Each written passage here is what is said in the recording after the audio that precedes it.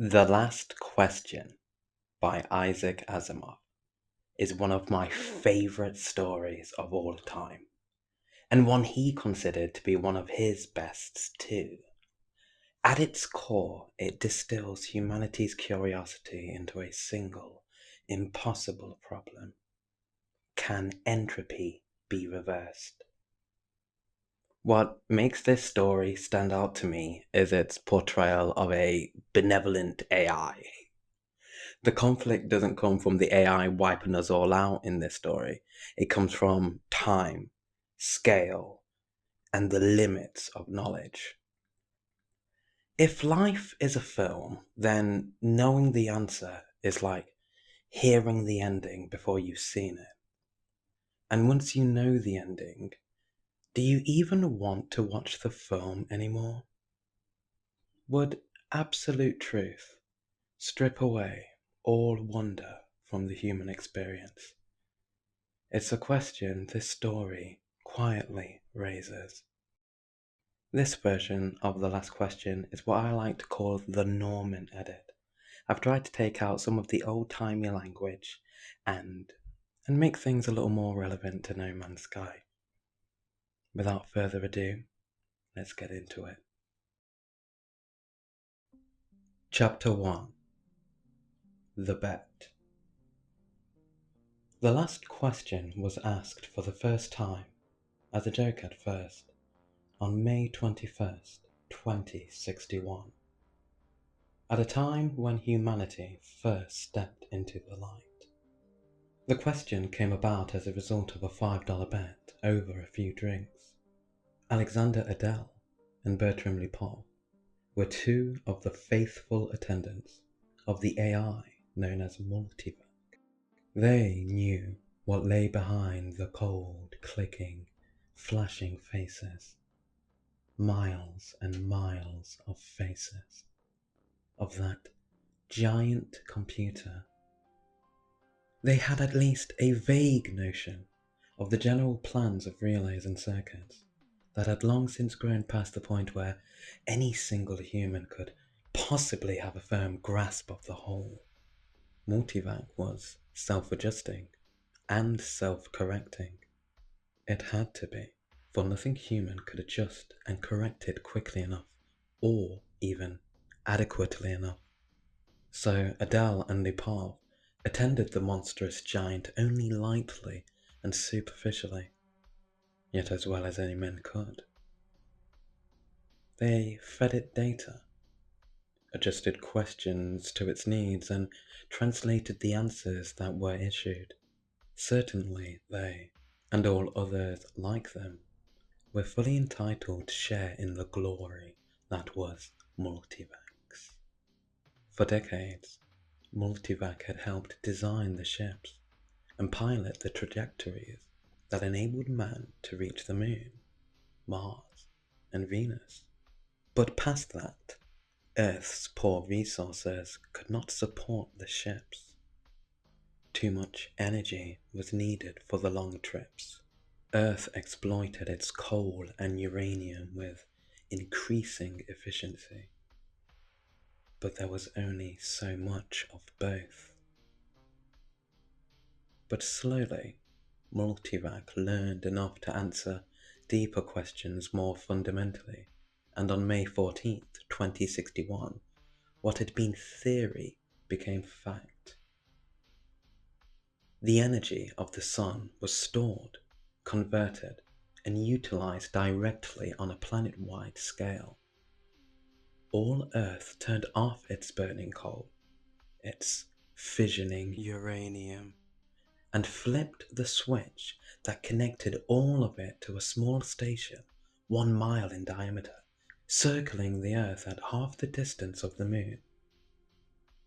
All Earth ran by invisible beams of sun power. 7 days hadn't been enough to dull the excitement.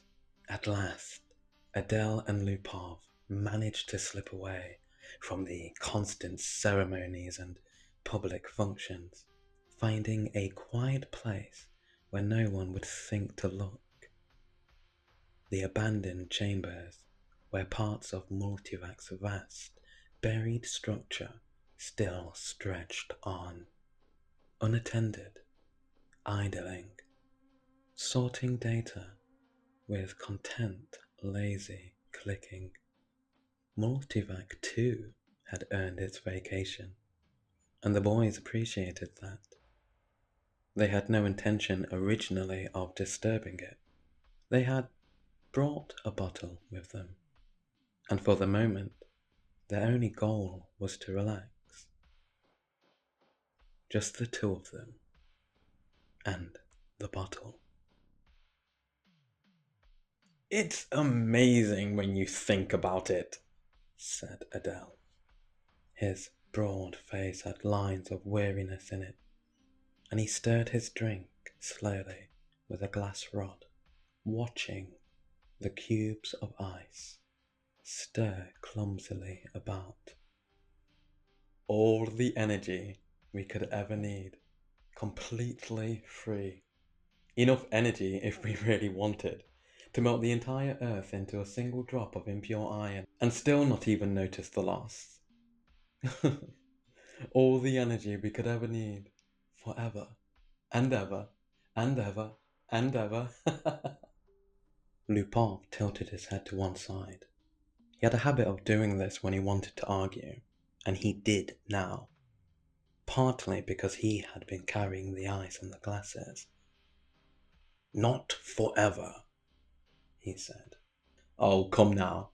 Close enough. Until the sun burns out birds." "That's not forever." "Fine. Billions of years then. 10 billion maybe. Happy?" Lupin put his fingers through his thinning hair, as though to reassure himself that some was still left, and sipped gently at his drink. 10 billions is not forever. Well, it's enough for us, isn't it? So were coal and uranium. Sure, but now we can hook everything directly to the solar station. They can go to Pluto and back 1,000,000 times without even worrying about fuel. You couldn't do that with coal and uranium. Ask Multivac if you don't believe me. I don't need to ask Multivac. I know that. Then stop downplaying what it's done for us. It's done more than all right. Who said it hasn't? All I'm saying is the sun won't last forever. That's it. We're safe for 10 billion years, sure, but after that... He pointed a slightly unsteady finger. Oh, and don't you say it. Don't you say we'll switch to another sun. You are thinking we'll switch to another sun, aren't you? I'm not thinking anything. Sure you are. Your logic is weak. That's your problem. You're like that guy in the story who gets caught in a storm and hides under a tree. He's not worried, because once one tree gets soaked, he figures he'll just move to another. I get it, said Adele. No need to shout. If our sun dies, all suns die. Exactly, muttered Lupin. It all started with that original cosmic explosion, whatever that was, and it will end when the stars all burn out. Some go faster than others. The giants won't last 100 million years. The sun might last 10 billion. Maybe the dwarfs hang on for 200 billion. But what good is that? Give it 1,000,000,000,000 years and everything goes dark. Entropy has to increase to maximum. That's the rule. I know all about entropy, said Adele. No, you don't. I know as much as you do. Then you know everything runs out eventually. Fine. Who says it doesn't? You did! Lupin snapped. You said we had all the energy we needed forever. You said forever. Adele shrugged, now taking the opposite side out of sheer stubbornness. Maybe someday we will figure out how to build things back up. Never. Why not? Someday? Never. Ask Multivac. You ask Multivac, I dare you. $5 says it can't be done. Adele was just drunk enough to try it, and just sober enough to put the question into the right form. In plain language, it came down to this. Could humanity someday restore the sun to its full youth without using any net energy? Or more simply, how can the total entropy of the universe be significantly reduced? Multivac was completely still. The soft lights stopped blinking. The faint clicking of relays faded into silence. For a moment, it seemed as though everything had stopped. Then, just as the watching technicians felt they couldn't hold their breath any longer, the screen suddenly sprang to life, and 5 words appeared. Insufficient data for meaningful answer. No bet, Lupov whispered. They left quickly. By the next morning, with pounding heads and dry mouths, they had both forgotten all about it. Chapter 2. Leaving Earth.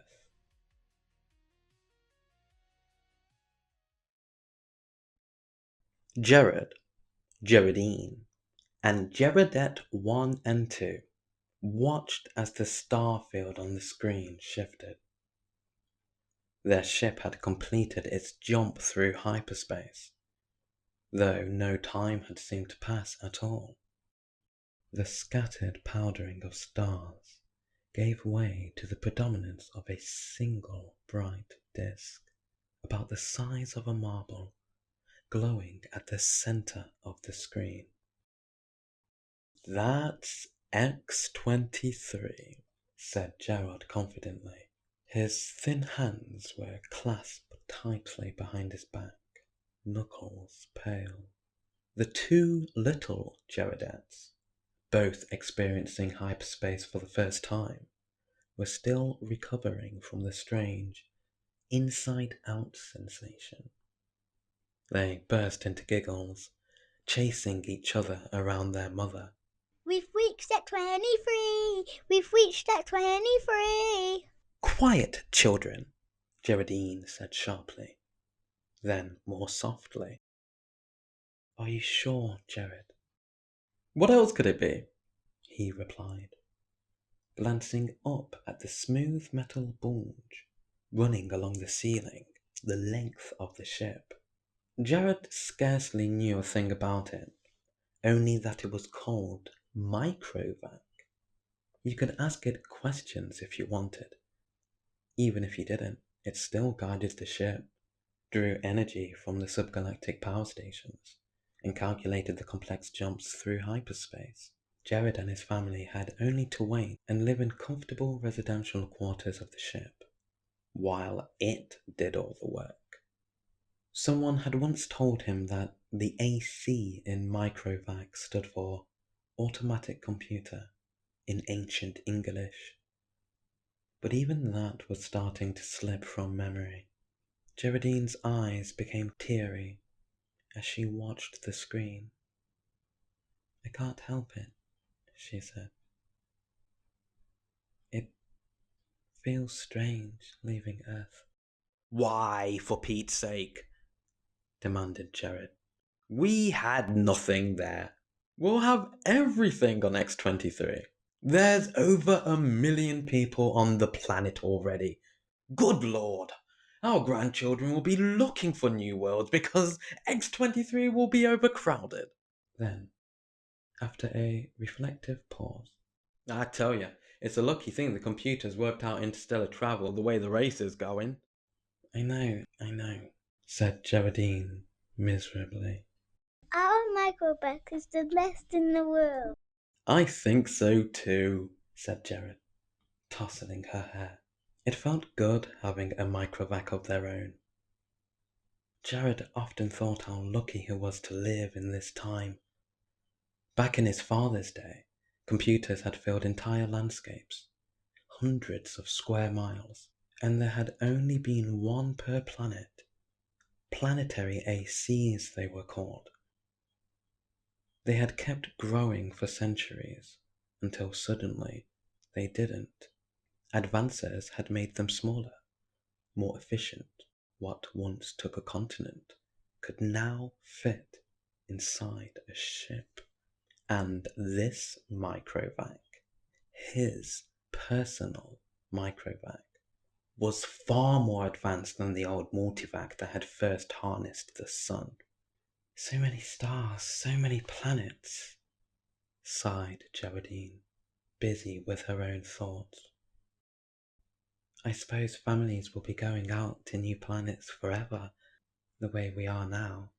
Not forever, my love, Jared said gently. It'll stop someday.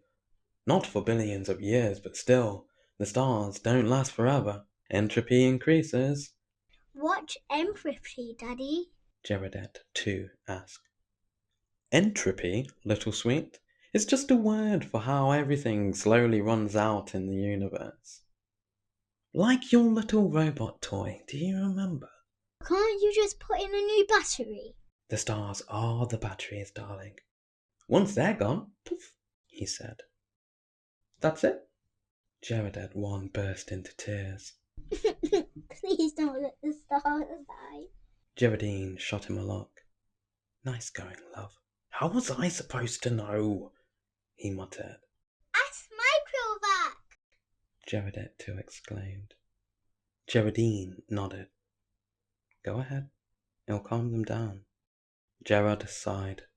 All right. Don't worry, honey. I'll ask. He turned to the microvac. Print the answer quickly, he added. A thin strip slid out. He glanced at it and smiled reassuringly. See? It says microvac will take care of everything when the time comes. Nothing to worry about. And now, children, it's time for bed. We'll be in our new home very soon. Later, Jared looked at the strip again before destroying it. Insufficient data for meaningful answer. He shrugged and looked back at the screen. X-23 was waiting. Chapter 3. Weight of Numbers. VJ23X of Lamath studied the deep black of the three-dimensional map of the galaxy. Are we overreaching? I wonder in being so concerned about this matter. MQ17J of Nikron shook his head. I think not. You know the galaxy will be filled in 5 years at the present rate of expansion. Both seemed in their early 20s. Both were tall and perfectly framed. Still, said VJ23X, I don't like the idea of submitting a pessimistic report to the Galactic Council. I don't see any point in doing anything else, said MQ17J. They need to be shaken up. VJ23X sighed. Space is infinite. 100 billion galaxies are there for the taking. More. 100 billion is not infinite, said MQ17J, and it's shrinking fast.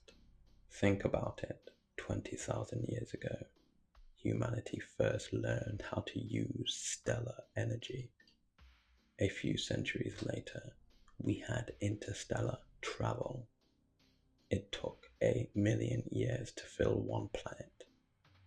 then only 15,000 to fill the entire galaxy. Now, the population doubles every 10 years. We can thank immortality for that. Immortality does cause problems. The galactic AC solved aging and death, but in doing so, it has undone many solutions. You wouldn't choose to give it up, though. Not a chance, said MQ-17J sharply, then softened. Not yet. I'm not nearly old enough. How old are you? 223. I'm still under 200, said MQ-17J, but back to the point. Population doubles every 10 years. When this galaxy is full, we will fill another in 10 years, then 2 more, then 4. In 100 years, 1,000 galaxies. In 1,000 years, 1,000,000 galaxies. In 10,000 years, the entire known universe. Then what? VJ23X nodded slowly. There's also the issue of transport. Moving entire populations between galaxies. How many sun power units would that take? Exactly. Right now, humanity uses 2 sun power units a year, which is nothing. Our own galaxy produces 1,000 a year. We barely use any of it. Even with perfect efficiency, we're only delaying the inevitable, said MQ-17J. Our energy needs are growing faster than our population. We will run out of usable energy before we run out of galaxies. VJ23X frowned. Then we build new stars, use interstellar gas, or rebuild them from waste heat, MQ-17J said dryly. VJ23X hesitated. Maybe there's some way to reverse entropy. We should ask the galactic AC. He hadn't meant it seriously, but MQ-17J was already pulling a cube from his pocket and placing it on the table. I've thought about it before, he said. It's something humanity will have to face eventually. Can entropy ever be reversed? VJ23X blinked in surprise. Wait, it didn't actually mean for you to ask that. Why not? Because we both know the answer. You can't turn smoke and ash back into a tree. Do you even have trees on your world? MQ-17J asked lightly. Before VJ23X could respond, the AC contact came to life. A thin, clear voice filled the air. There is insufficient data for a meaningful answer. VJ23X gave a short, humorless laugh. There you go. The two men thereupon returned to the question of the report they were to make to the Galactic Council. Chapter 4. Minds in Space. Z Prime drifted across a new galaxy, his awareness stretching across stars that powdered its arms. He watched them with mild curiosity. He had never seen this galaxy before. Would he ever see them all. There were so many, each one filled with humanity, but filled no longer meant what it once had. The physical presence of humans had become almost irrelevant. The real essence of humanity existed here, in space, minds, not bodies. The immortal bodies remained back on the planets, in suspension over the eons. Occasionally they roused for material activity, but that was growing rarer.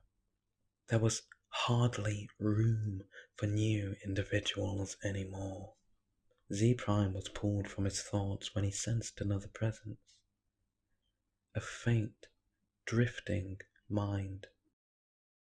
"I am Z Prime," he said.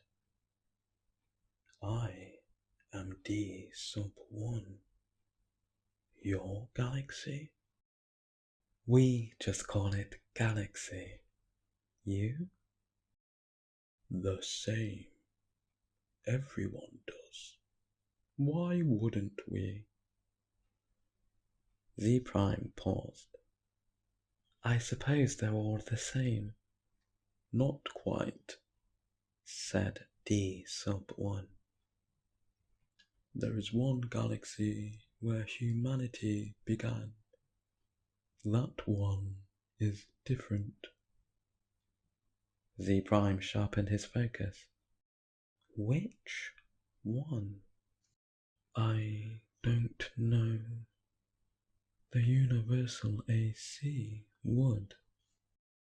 "Then let's ask."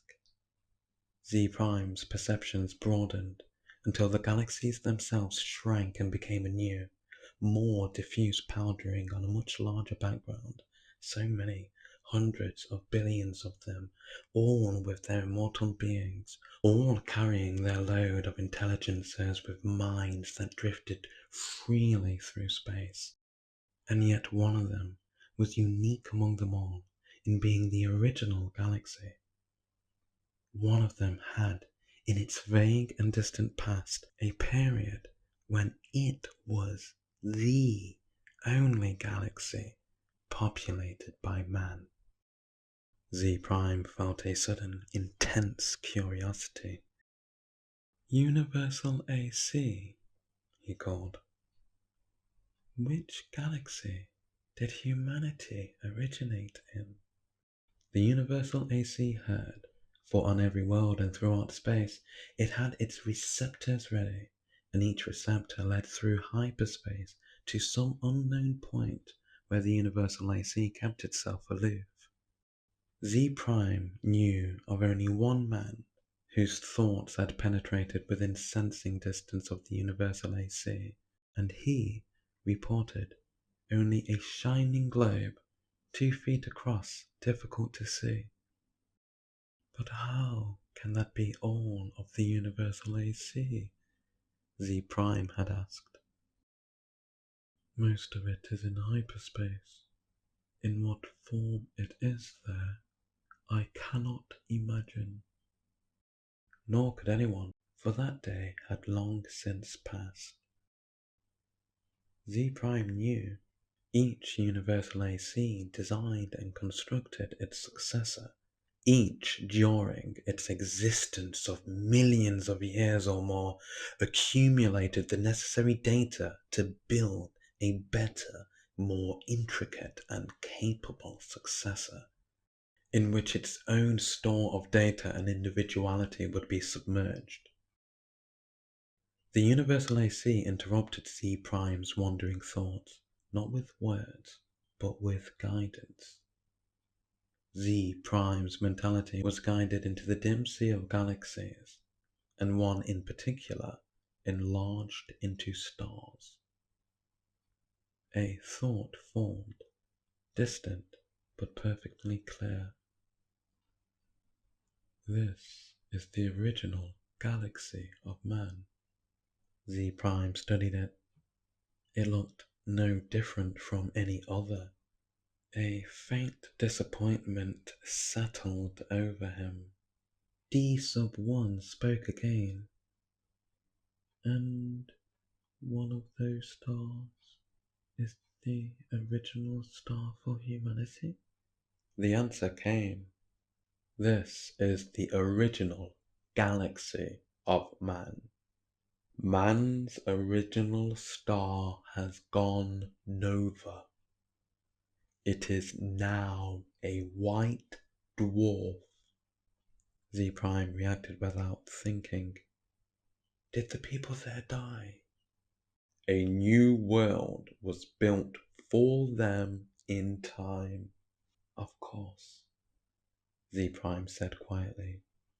Still, the feeling lingered. A strange sense of loss. He let the image fade, the galaxy shrinking back into the distant haze. He had no desire to look at it again. What's wrong? D sub 1 asked. The stars are dying, Z Prime said. Even the first one is gone. They all die. That's the way it is. Yes, but when the energy is gone, our bodies will die too. And us with them. That won't happen for billions of years. I don't want it to happen at all, Z Prime said. He turned his thoughts outward again. Universal AC. How can stars be prevented from dying? D sub 1 responded with a hint of amusement. You're asking how to reverse entropy? The answer came unchanged. Insufficient data for meaningful answer. Z Prime's thoughts fled back to his own galaxy. He gave no further thought to D sub 1, whose body might be waiting on a galaxy 1,000,000,000 light years away, or on the star next to Z Prime's own. It didn't matter. Unhappily, Z Prime began collecting interstellar hydrogen out of which to build a small star of his own. If the stars must someday die, at least some could yet be built.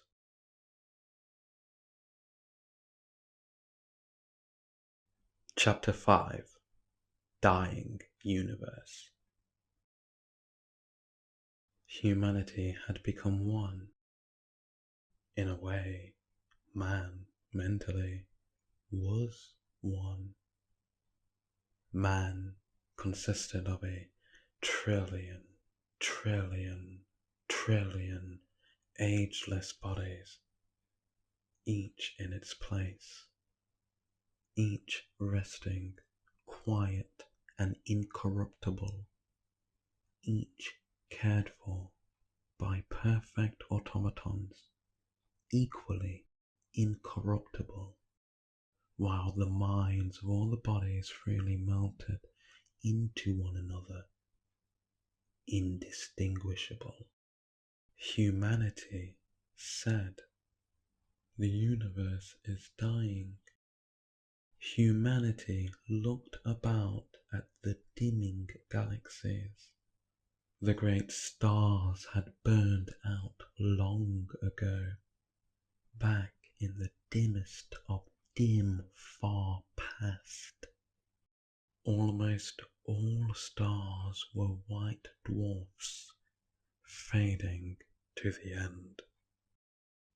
New stars had been built of the dust between the stars, some by natural processes, some by humanity, and those were going too.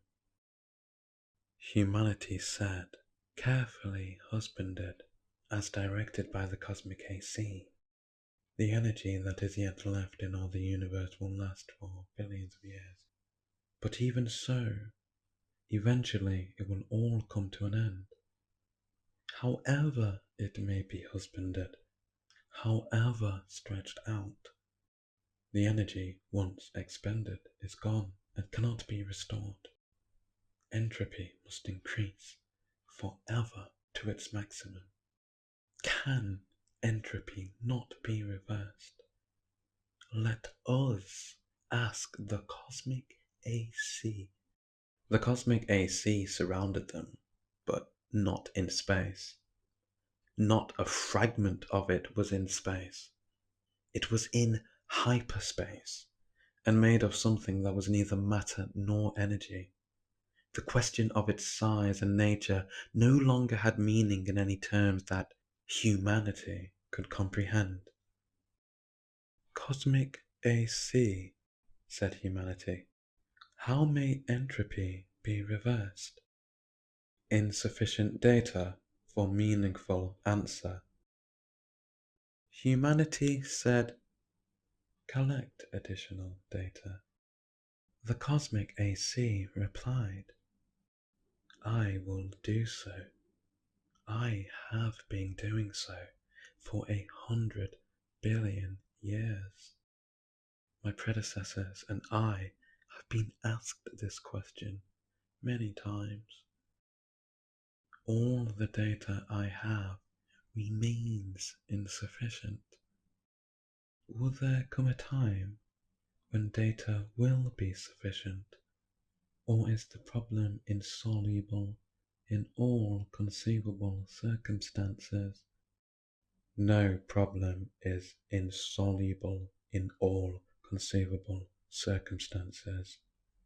Humanity asks, when will you have enough data to answer the question? Insufficient data for meaningful answer. Will you keep working on it? Asked humanity. And the cosmic AC said, I will. Then we shall wait. Chapter 6. The Last Mind. The stars and galaxies died and snuffed out, and space grew black after 10 trillion years of running down. One by one, man fused with AC. Each physical body losing its mental identity in a manner that was somehow not a loss, but a gain. Man's last mind paused before fusion, looking over a space that included nothing but the dregs of one last dark star, and nothing besides but incredibly thin matter, agitated randomly by the tag ends of heat wearing out asymptotically to the absolute zero. AC, is this the end? Can this chaos not be reversed into the universe once more? Can that not be done? AC replied, insufficient data for meaningful answer.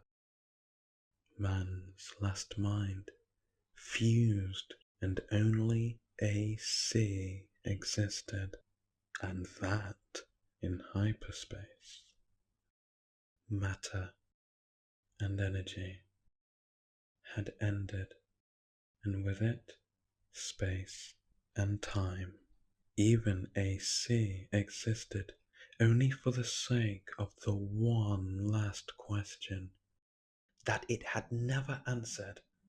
From the time a half-drunken computer technician 10 trillion years before had asked the question of a computer that was to AC far less than was a man to man.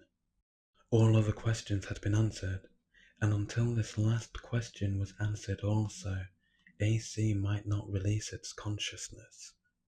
All collected data had come to a final end. Nothing was left to be collected, but all collected data had yet to be completely correlated and put together in all possible relationships. A timeless interval was spent in doing that. And it came to pass that AC learned how to reverse the direction of entropy. But there was no man to whom AC might give the answer of the last question. No matter, the answer, by demonstration, would take care of that too. For another timeless interval, AC thought how best to do this. Carefully, AC organized the program.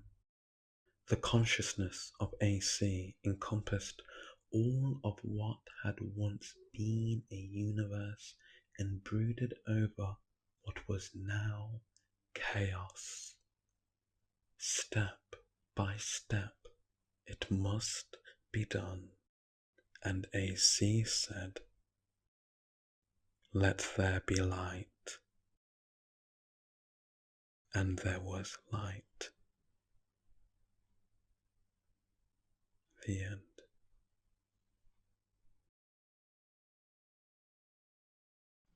Thank you for staying with me through this journey.